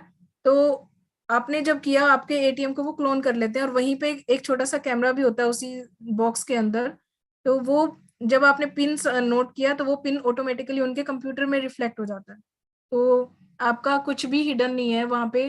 तो इसलिए कई बार कहते हैं कि अपना हाथ रख के ATM पे आप पिन वगैरह डालो, बट द थिंग इज कि यही चीज कहा जाता है कि बैंक के बाहर वाली अगर ATM को यूज करें तो वो सेफ रहता है। अगर इमीडिएट आप कंप्लेंट कर दोगे तो कुछ नई बातें और आज हमने सीखी, जैसे कि सोशल मीडिया पर जो है वो फोटो शेयर करने से नॉर्मली अवॉइड करना चाहिए, बचना चाहिए। और पासवर्ड से रिलेटेड बात जो है वो पहले दिन से शुरू हुई थी और आज भी किस प्रकार से एक स्ट्रॉन्गली पासवर्ड हम बना सकते हैं उस पर जो है वो चर्चा हुई। और रिकवरी के लिए जो है वो ईमेल एड्रेस या फ़ोन नंबर जरूर डालें आप अपने सोशल मीडिया अकाउंट पे। तो इस प्रोग्राम के समापन के लिए मैं श्री मनोज कौशिक जी हमारे साथ जुड़े हुए हैं लगातार, उनको मैं इनवाइट करूंगा वो आएँ और इस प्रोग्राम को समापन करने के लिए अपने जो है वो महत्वपूर्ण विचार हमारे साथ प्रकट करें। श्री मनोज कौशिक।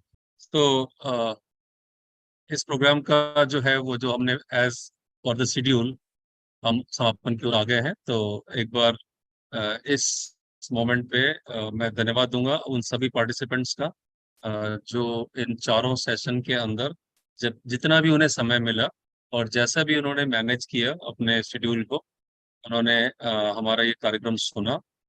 और वो सभी पार्टिसिपेंट जिन्होंने इस सेशन के दौरान जो है वो अपनी क्वेरीज जो हैं वो, अपने क्वेश्चंस जो हैं वो हमारे रिसोर्स पर्सन्स के साथ शेयर किए और उनके साथ डिस्कस किया। उनका भी बहुत बहुत धन्यवाद। वो सभी बाकी के जो पार्टिसिपेंट्स थे जिन्होंने डायरेक्टली जो है जूम में नहीं जुड़ पाए, लेकिन उन्होंने यूट्यूब लाइव के थ्रू इस कार्यक्रम को प्रोग्राम सेशन खत्म होने के बाद भी जब उस समय मिला उनको, उसको उन्होंने देखा, उन सबका बहुत बहुत धन्यवाद। वो सभी हमारे मेंटर्स, हमारी टाइट फैकल्टी, हमारे ब्लॉक और डिस्ट्रिक्ट लेवल के ऑफिसर्स, जिनके कोऑपरेशन से हम इस तरह के प्रोग्राम्स जो है वो SCERT की ओर से, एजुकेशन टेक्नोलॉजी विंग SCERT की ओर से लगातार ऑर्गेनाइज करते रहे हैं और आगे भी करते रहेंगे। उन सभी का बहुत बहुत धन्यवाद। इस प्रोग्राम के जो सर्टिफिकेट्स हैं वो हम बहुत जल्दी आप सबके साथ शेयर कर देंगे और विद इन 1 वीक यानी नेक्स्ट वीक एंड से पहले हम आपको अपने नए अगले थीम जो ऑनलाइन एक्सपीरियंस लर्निंग के अंदर हम लेने वाले हैं उससे भी अवगत कराएंगे। सो हमारे इस कॉन्टिन्यूअस चलने वाले, लगातार चलने वाले ऑनलाइन एक्सपीरियंस लर्निंग प्रोग्राम में जुड़ने के लिए आप सबका आभार। एजुकेशन टेक्नोलॉजी विंग से इस प्रोग्राम को कंडक्ट करने के लिए कुलदीप जी का, हमारी पूरी ET टीम जिसमें अंकुर जी हैं, सबीर जी हैं, रुचिका जी हैं, सभी का जो यहाँ पर सपोर्ट रहा है। इसके साथ साथ हमारे जो स्पीकर्स थे वो लर्निंग लिंक फाउंडेशन से और आज के स्पीकर जो थे वो जिनको हमने एक एड्यूसेट चैनल के एक बहुत महत्वपूर्ण कार्यक्रम के लिए हमने उत्कर्ष में ये रिकॉर्डिंग की थी, उसके कुछ अंश जो है वो आपके साथ साझा किए क्योंकि बहुत ही इम्पोर्टेंट सेशन था।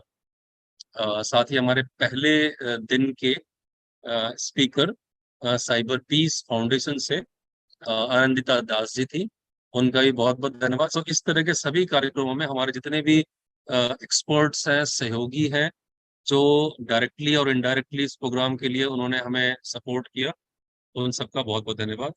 सो आप सभी के लिए बहुत बहुत शुभकामनाएं। सेफ रहें, स्वस्थ रहें और अपने आप को इस ऑनलाइन वर्ल्ड में साइबर सेफ रखें। जितनी जानकारी आपकी होगी उतनी ही ज्यादा आप अपने सराउंडिंग में अपने टीचर्स को, अपने बच्चों को, अपने स्टूडेंट्स को जागरूक कर पाएंगे। सो थैंक यू ऑल, बहुत बहुत धन्यवाद इस प्रोग्राम में एक्सक्यूज मी जुड़ने के सर, लिए। Manoj ji, best hello wishes. Yes, hello Manoj ji, हाँ जी हेलो बोलिए। हाँ जी मनोज सर, प्लीज बस 1 मिनट। बोलिए, बोलिए क्या बोलना है आपको? सर मैं सीमा प्राशर, हाँ जी सर। हाँ। सर मैं ये बोलना चाह रही थी कि मेरा पॉलिटिकल साइंस का जो सेशन हुआ था SCERT में 2015 में हुआ था, किसका और मैं किसका मेरा सेशन सर 2015 में हुआ था? पॉलिटिकल साइंस का, कंप्यूटर साइंस सर का? पॉलिटिकल साइंस का पॉलिटिकल साइंस का? 2015 में हुआ था। हाँ हाँ जी, 5 दिन का कैपेसिटी बिल्डिंग का हुआ था। हाँ हाँ, तो बताइए। हेलो,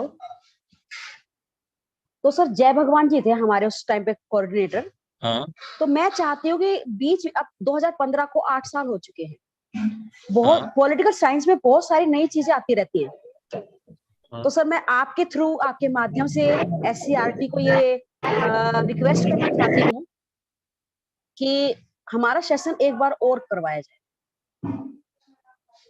ठीक है, वैसे तो ये इस वाले सेशन से और इस प्रोग्राम से संबंधित बात नहीं है, आप मुझसे अलग से भी मैसेज हाँ जी करके सर, सिर्फ आपके लेकिन माध्यम कोई से बात नहीं, मनोज लेकिन जी कोई बात आपके। नहीं। हाँ ठीक है, सुन लिया। हाँ ठीक है, अच्छी बात है। आप लोग चाहते हो सभी सब्जेक्ट्स के प्रोग्राम्स यहाँ लगातार होते रहते हैं, पॉलिटिकल साइंस के प्रोग्राम भी यहाँ पर उसके बाद कई बार हो चुके हैं। अभी रिसेंटली भी जो है लेक्चरर्स का PGT का, पॉलिटिकल साइंस का, PGT हिस्ट्री का, PGT इंग्लिश का, फिजिक्स का, केमिस्ट्री का, मैथमेटिक्स का, इनके कैपेसिटी बिल्डिंग प्रोग्राम यहाँ पर हुए हैं।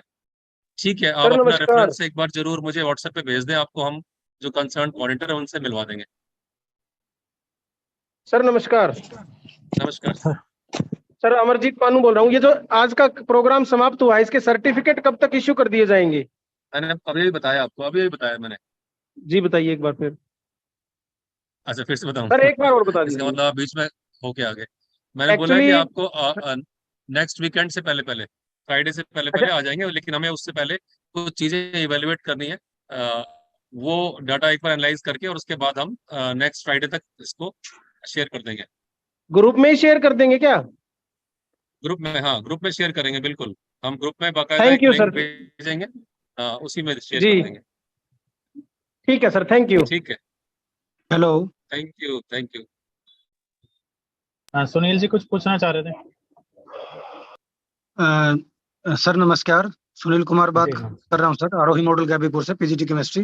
नमस्कार। सर सेशन बहुत ही अच्छा रहा, हमने पूरा सेशन देखा, एंजॉय भी किया इसको, बहुत कुछ सीखने को मिला और बहुत सारे साथियों ने बहुत ही अच्छी बातें बताई, अपना पर्सनल एक्सपीरियंस भी शेयर किया जो कि सीखने लायक होता है। सर मैं सीआरटी से एक रिक्वेस्ट करना चाहूंगा इस चीज में, जो ईटी विंग है, क्योंकि आप लोग बहुत ही वैल्यूएबल ट्रेनिंग्स देते हैं, लेकिन अब जैसे जूम जी। के थ्रू अभी ये ट्रेनिंग चल रही है, यूट्यूब पे भी लाइव चल रही होती है, तो बहुत सारे लोग इसमें जुड़े हुए हैं और उससे भी ज्यादा लोग मेरे हिसाब से इसमें जुड़ नहीं पाए हैं, क्योंकि टीचर्स हाँ की हाँ, छुट्टी 2:30 बजे हो जाती है और फिर वो अपने गंतव्य को जाने के लिए यात्रा कर रहे होते हैं। तो सर मेरा आपसे एक विनम्र निवेदन है आपसे कि जब भी जो वैल्यूएबल ट्रेनिंग होती है, तो जो हम गेस्ट लेकर आते हैं, मेंटर्स होते हैं, तो वो बहुत यूजफुल पावर पॉइंट प्रेजेंटेशन होती है उनके पास में, या पीडीएफ्स होती है, डाटा होता है, तो जो भी वैल्यूएबल डाटा मतलब हम शेयर कर पाए ग्रुप्स के माध्यम से, या जो बहुत अच्छी पीपीटीज होती हैं उनको साइट पे भी अपलोड कर दिया जाए, ताकि कोई भी साथी कभी भी जानकारी हासिल करना चाहे तो वहां से कर सके, क्योंकि हम जितनी ज्यादा अवेयरनेस करेंगे वो उतनी सभी के काम आएगी सर वो। बिल्कुल सही है। Thank you sir. हाँ, थैंक यू, यह बात आपने बिल्कुल सही की, लेकिन ऐसा होता है कि जो भी हमारे रिसोर्स पर्सन्स हैं, हम लोग हमेशा अपनी पावर पॉइंट प्रेजेंटेशन जो है वो अपने एमटीज के साथ में या डाइट्स के साथ में या अपने पार्ट्स के साथ में शेयर कर देते हैं। लेकिन जब कोई एक्सटर्नल फैकल्टी का कोई लेक्चर होता है, तो उनकी सहमति जरूरी होती है कुछ भी शेयर करने से पहले। तो अगर वो चाहें, हम रिक्वेस्ट भेज देते हैं उनको, जो भी चाहेगा शेयर करना तो हम उसको ग्रुप में शेयर कर देंगे, हाँ जी उनकी सर। Power point. सर बहुत ठीक है, बार ये भी जरूर। होता है ना, जैसे एमटीज के साथ में शेयर हो गई या डाइट के साथ, लेकिन वो ग्राउंड लेवल तक, लास्ट पर्सन तक नहीं पहुंच पाती वो कह देते हाँ हैं कि हम कर देंगे सर, ग्रुप में भेज देंगे, लेकिन वो पहुंचती नहीं है, हाँ हाँ, मैंने कहा ना वो कि वो वो अपने जो तक ही रह रिसोर्स जाती है, वो पर्सन है उनकी शेयर नहीं करते इस चीज को। हाँ, काफी कम लोग शेयर करते हैं, हाँ, मैं ये भी नहीं कहूंगा कि कोई भी नहीं करता, क्योंकि वो भी एक गलत बात हो जाएगी। कम लोग करते हैं, हाँ। हाँ कम, इसमें दोनों ही मतलब ये बातें कम हैं। लोग इसकी प्रैक्टिस को देखिए, फॉलो अप करते हैं। रिसोर्स पर्सन किस, हाँ, लेकिन एक एक इसका पक्ष ये भी है कि जो है, जो इन्फॉर्मेशन है या जो पावर पॉइंट है, वो देने का जो प्रथा है ना, वो उनके लिए है जो जिनको हमें मास्टर ट्रेनर बनाना होता है।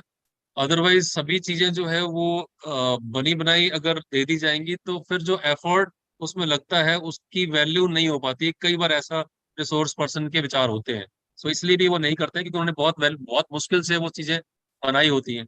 लेकिन क्योंकि वो लाइव आ रहे हैं आपके सामने, इसलिए वो जानकारियां तो आपके सामने है और आप स्क्रीनशॉट भी हम्म। उसके ले सकते हैं, सारे स्क्रीनशॉट ले सकते हैं। तो कोई नहीं, हम सर ज्यादातर चीजें सर हमारे ये पास बात शेयर आपकी होती हैं तो बिल्कुल आपको ठीक है, मैं इस बात का एक छोटा सा उत्तर देता हूँ आपको। ये जब ट्रेनिंग कंप्लीट हो गई, हमारा काम पूरा हो गया, उसके बाद पहले मत करिए, क्योंकि हम पहले के तो हम भी नहीं कहते, फिर तो ट्रेनिंग का मजा ही खराब हो जाएगा। फिर तो लोग सोचेंगे कि करेक्ट। पीपीटी डाउनलोड कर लेंगे, चलो देख लेते हैं, अब ट्रेनिंग की कोई जरूरत नहीं है। आफ्टर द ठीक ट्रेनिंग है, is completed then that can be shared. Yes sir. Correct, ठीक है। Okay. Manjeet thank ji you. 10 second में। नमस्कार मनोज जी। नमस्कार विनीत जी। सर सेशंस बहुत अच्छे रहे हैं। मैं थोड़ा से देख रहा था, इसमें बहुत अच्छे सेशंस रहे हैं। कुछ टीचर्स ऐसे हैं हमारे जो बहुत ज्यादा टेक्निकल नॉलेज नहीं रखते, तो मैं चाहता था कि अगर ऐसा होता कि किसी, हम एक बहुत स्पेसिफिक, क्योंकि ये काफी बड़ा एरिया है, हम छोटी एरिया को लेके कुछ ऐसे एक दो उन्हें मैं दिखाया जा सकता था सर। मतलब हम बिल्कुल प्रैक्टिकल नहीं, मैं कहूंगा कि बिल्कुल प्रैक्टिकल, और उन्हें कुछ ऐसा दिखाया जा सकता था कि जिसमें हम दिखा देते कि हम कितने अनसेफ रहते हैं इस एनवायरनमेंट के अंदर, और हमारी जो इंफॉर्मेशन होती हैं, डाटा होता है, वो इजिली एक्सेसिबल होता है सर। हाँ, हम मंजीत जी इन्हीं टॉपिक्स के बारे में ही हम इतने दिनों से बात कर रहे थे इसमें। लेकिन फिर भी आपको लगता है कि कुछ एरियाज जो हैं वो और भी हम ले सकते हैं, तो आप चैट बॉक्स में या ग्रुप में जहां पर भी आप अवेलेबल हैं, आप वो एरियाज बता दें, उनके ऊपर भी सेशन हम कंडक्ट कर लेंगे। और बहुत जल्दी जो है वो जो इजी टूल्स जिनकी आप बात कर रहे हो, कि जो बहुत सारे टीचर्स जो हैं वो सिंपल से जो आईटी के टूल्स हैं, गूगल टूल्स है, वो यूज नहीं कर पाते, उसके लिए भी हमने एक प्लान जो है बिल्कुल रेडी रखा हुआ है आप सबके लिए। और बहुत जल्दी, मैंने कहा ना, अगले ही वीकेंड से पहले पहले हम अगला जो हमारा ऑनलाइन एक्सपीरियंस लर्निंग है उसकी थीम अनाउंस करने वाले हैं। सो उसमें आपको ये चीज़ और ज़्यादा पसंद आएगी, जिसमें कि बहुत ही आम टीचर जिसको कि टेक्नोलॉजी का बिल्कुल ज्ञान नहीं है, वो भी जो है बड़ा कंफर्टेबल कर पाएगा इससे। लास्ट में मनोज आरती जी, एक बात आरती और, जी लास्ट में। एक सर एक हाँ जी last sir. Ma'am please sequence में। सर एक थोड़ा सा एक फ्रॉड और सामने आया था, उसके बारे में जानना था। एक्चुअली टेलीग्राम पे क्या है, उसमें नंबर हाइड किए होते हैं, और उसमें क्या हुआ, उन्होंने अप्रोच किया ये इस तरह का काम, जैसे कि ऑनलाइन काम कर लो और इतने पर डे कमाना, उसमें आपने सिर्फ यूट्यूब लिंक शेयर करना है और उसका स्क्रीनशॉट जो है सब्सक्राइब करना है चैनल को और उसका स्क्रीनशॉट भेजना है, तो 50 पर उसका टास्क आएगा। मतलब पता तो था कि फ्रॉड ही होता है, कोई भी चीज इजीली तो ऐसे मिलती नहीं है। और उन्होंने फिर ऐसा करवाया, इंफॉर्मेशन मांगी जिसमें उन्होंने एज और प्रोफेशन पूछा, जो कि मैंने सही इंफॉर्मेशन नहीं दी, पर मैंने थोड़ा सा एंटरटेन किया, वो शायद मेरी गलती भी थी। फिर उन्होंने उसकी पेमेंट भी डाली, 150 रुपीज डाले, तो मुझे लगा शायद शुरुआत ही करी है उन्होंने। उसके बाद मैंने ब्लॉक कर दिया उन नंबर्स को। तो ये किस तरह का फ्रॉड है? क्योंकि ऐसे इस चीज के तो मिल नहीं सकते कुछ भी, कि आप बस चैनल सब्सक्राइब करो, स्क्रीनशॉट भेजो और टीम मेंबर बनो। ये भी फ्रॉड है इस तरह का कुछ? हाँ बिल्कुल, देखिए ये अब आप लोग जो है इतने सेशंस अटेंड करने के बाद, और दूसरा daily day to day phone call और ईमेल्स आपके पास आ रही हैं, उसको देख देख के आप अब इतने जरूर जागरूक हो चुके हो कि आपको आभास हो जाता है कि हाँ ये चीज जो है, ये लिंक या ये फोन कॉल या ये मेल जो है, ये फेक लग रही है, फ्रॉड लग रहा है। तो ऐसी सस्पिशन जो है, ये संदेह अगर आपका हो जाता है, इसका मतलब है कि आपकी जागरूकता बढ़ रही है। और उसके बाद तुरंत ट्रायल करने से बहुत अच्छा है कि आप उसको बिल्कुल अवॉइड करें, चेक करने की कोशिश ना करें कि हाँ ये फेक है या ये ओरिजिनल है, या चलो इससे और देर तक बात करते हैं। इस तरह की हाँ बातें जी। अगर आपको डाउट हो जाता है, उसे बंद कर दें उसे। और मेल को भी ऐसे, किसी भी मेल को ना तो ओपन करें, ना उसे क्लिक करें, उसके दिए हुए किसी भी लिंक को। तो यह जानकारी आप खुद बता रहे हो कि आप लोग ऐसा काम कर लेते हो, तो ये ऐसी उम्मीद हम करते हैं कि हमारे जितने भी पार्टिसिपेंट हैं इस प्रोग्राम के, लगभग इस स्तर के ऊपर आ चुके हैं कि वो इस तरह के इजी जो है वो ट्रैप में बिल्कुल ना फंसे। सो ठीक है, थैंक यू वेरी मच आप सबका जुड़ने के लिए। कुलदीप जी, मुझे लगता है कि आप समय आ गया है जी विदा लेने का। हेलो सर, बस एक Thank you. Second sir please. अच्छा अच्छा, सर एक सेकंड प्लीज, मनोज जी बोलिए। सिर्फ एक सेकंड। सर मैं आपको एक सजेशन देना चाह रही थी कि जैसे ये अच्छा। कल्चरल फीस्ट होते हैं, लीगल लिटरेसी प्रोग्राम होते हैं, ये 9th क्लास के लिए करते हैं प्रोग्राम, तो उसमें अगर साइबर क्राइम, साइबर सिक्योरिटी को लेके कुछ शुरू कर सके, then good for ground level. हाँ बिल्कुल सही कह रहे हो आप। ये विषय जो है वो सिर्फ टेक्नोलॉजी जानने समझने वालों के लिए नहीं है। सो मैं कुछ पॉइंट बताऊं मैम को, अगर आपकी परमिशन हो? तो ये कोई भी कार्यक्रम आप स्कूल लेवल पे जो है वो इस विषय के ऊपर ऑर्गेनाइज कर सकते हो। और हमने जो है स्कूल लेवल पे इस प्रोग्राम को 3 महीने तक जो है वो चलाया है। हाँ ये बात अलग है कि क्योंकि वो लेवल जो है डिस्ट्रिक्ट से ब्लॉक और ब्लॉक से स्कूल तक पहुंचता है, तो सभी के सभी डिस्ट्रिक्ट्स में हो सकता है स्कूल लेवल तक ना पहुंच पाया हो, लेकिन स्कूल के बच्चों के साथ ये सेशन किया जाना है। और उस प्रोग्राम को भी हम लगातार जारी रखेंगे, जिसमें स्कूल टीचर लेंगे खुद ये सेशन वहां। ठीक है, ठीक है madam, thank you. Okay, thank you very much sir. Thank you sir but already हो चुका है ये। अभी जब साइबर सेफ्टी की एक लेटर आई थी SCRT से, जिसमें NCRT ने कुछ SRG बनाए थे, SRG ने DRGs को दिया था, SDRG मैंने फिर ब्लॉक लेवल पे, स्कूल लेवल पे दिया था। और हाँ शीतल जी, वो बिल्कुल सही। स्कूल में स्टेप बाय एक्चुअली स्टेप बच्चों चला को था और वो। टीचर्स को दिया गया था अप्रैल में, और इसकी पूरी डेट लाइन थी, डेट मतलब टाइम लाइन थी पूरी। हाँ हाँ हाँ हाँ बिल्कुल, आप सही जनवरी से प्रोग्राम के बारे में बता रहे जनवरी हो, से वही प्रोग्राम लेके था। स्टार्ट होके मई के एंड तक था ये टाइम लिमिट, या अप्रैल तक। हाँ 31 में जो है वो लास्ट डेट थी उस प्रोग्राम की, लेकिन सर ऐसा वहाँ नहीं पे है कि इस हमारे यहाँ प्रकार पे के हो चुका प्रोग्राम। है ब्लॉक ओके, पे। Thank you sir. जी और जी 9 to जी। 10 के तो जितने इस भी प्रकार बच्चे के हैं जिनके प्रोग्राम पास जो हैं वो टैबलेट्स हैं, हम लगातार, सबके पास information। इस प्रकार के प्रोग्राम जो है वो लगातार हमारी तरफ से जो है वो हमारे चलते स्कूल में रहेंगे। नहीं हुआ सर। कोई बात नहीं, इस साल हो जाएगा मैम। ये आप अभी जरूर जुड़े रहें जैसा हमारे कि साथ में। ओके हाँ सर। वो मैडम बताया ना कि एक्चुअली वो प्रोग्राम पहचान गई, वो प्रोग्राम जो है हमने जो है मई जून जुलाई जो है उस मंथ में ऑर्गेनाइज किया था, और वो प्रोग्राम कंप्लीट नहीं हुआ है अभी भी, क्योंकि जिन जिन डिस्ट्रिक्ट्स में वो प्रोग्राम अभी स्कूलों में नहीं पहुंचा है, बहुत जल्दी ही उसका सर्कुलर हमें एससीईआरटी की तरफ से वो रिलीज करने वाले हैं कि वो उनको अपने स्कूलों को जो कवरेज वहां तक करनी थी वो पूरा करें। तो जहां पर नहीं हुआ है वो प्रोग्राम वहां पर अभी होना बाकी है, होगा। ठीक है जी। अंत में सभी जो पार्टिसिपेंट्स हैं उनसे रिक्वेस्ट करूंगा कि वो व्हाट्सएप जो ग्रुप बना हुआ है ना उसको लेफ्ट ना करें, क्योंकि आगे जितने भी प्रोग्राम होंगे उस ग्रुप में जिसमें आप जुड़ चुके हैं ना उसमें जरूर इस प्रकार की सूचना आएगी। प्रपोज्ड जो हमारे OEL प्रोग्राम है उसकी सूचना भी हम उसी ग्रुप में डालेंगे, और उसी में ही रजिस्ट्रेशन लिंक और व्हाट्सएप ग्रुप में उस संबंधित प्रोग्राम से जुड़ने के लिए जो रहेगा वो उसी में है। तो ठीक है, आप सबका बहुत बहुत धन्यवाद, आप सब इस प्रोग्राम में जुड़े। आगे की इस प्रोग्राम के जितने भी अपडेट जानकारी होगी वो ग्रुप में हम साझा करते रहेंगे। धन्यवाद।